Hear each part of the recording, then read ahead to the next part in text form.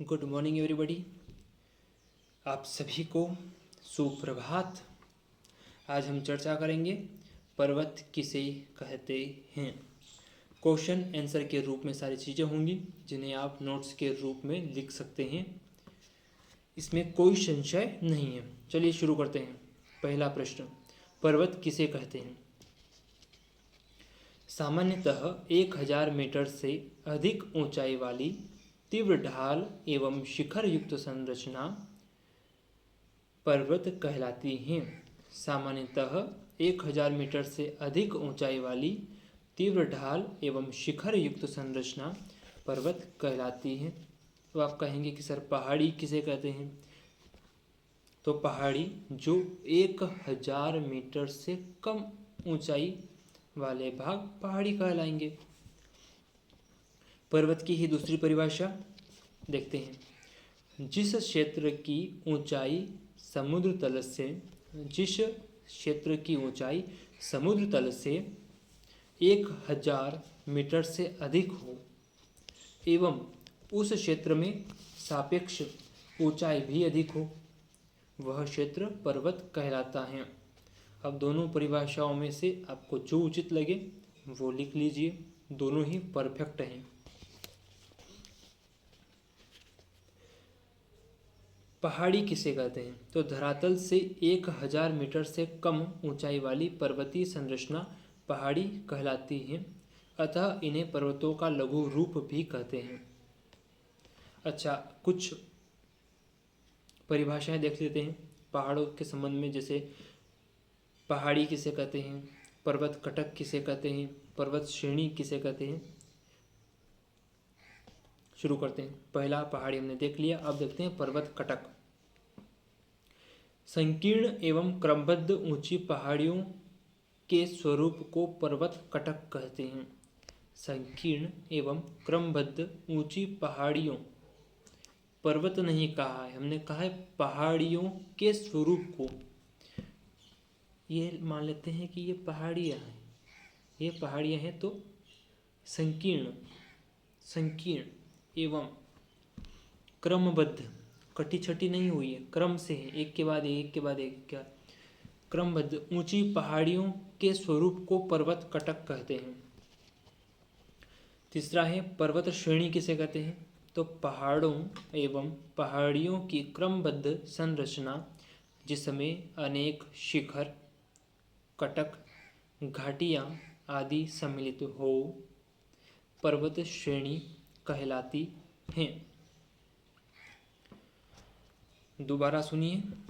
पहाड़ों एवं पहाड़ियों की क्रमबद्ध संरचना जिसमें अनेक शिखर, कटक, घाटियाँ आदि सम्मिलित हो, पर्वत श्रेणी कहलाती हैं। पर्वत श्रेणियाँ एक सीधी रेखा में अपेक्षाकृत सक्रिय रूप में विस्तृत होती हैं। जैसे उदाहरण हिमालय पर्वत श्रेणी। वास्तव में एक ही कालखंड में निर्मित विभिन्न पर्वतों के निश्चित क्रम को पर्वत श्रेणी कहते हैं। यहाँ पर हमने दूसरी परिभाषा भी इंक्लूड की है। जैसे वास्तव में एक ही कालखंड में निर्मित विभिन्न पर्वतों के निश्चित क्रम को पर्वत श्रेणी कहते हैं। यद्यपि इसकी आकृति, बनावट एवं निर्माण का युग एक ही होता है, तथापि चट्टानों की बनावट में अंतर के कारण इनकी संरचना में पर्याप्त अंतर दिखाई देता है।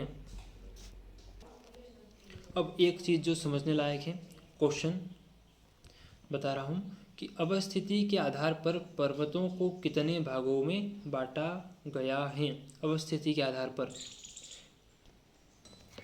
इसका उत्तर है, अवस्थिति के आधार पर पृथ्वी पर मिलने वाले पर्वतों को दो भागों में बांटा गया है। पहला तटीय पर्वत, यानी कि जो तटवर्ती क्षेत्रों में विद्यमान है, तटवर्ती क्षेत्रों में पाए जाते हैं, उन्हें बोलते हैं तटीय पर्वत। और दूसरा है आंतरिक पर्वत, चाहे वो सागर के अंदर हो या महाद्वीपों के मध्य भागों में, उन्हें हम आंतरिक पर्वत कहेंगे। तटीय पर्वत की परिभाषा देखते हैं। यह महाद्वीपों के तटवर्ती भागों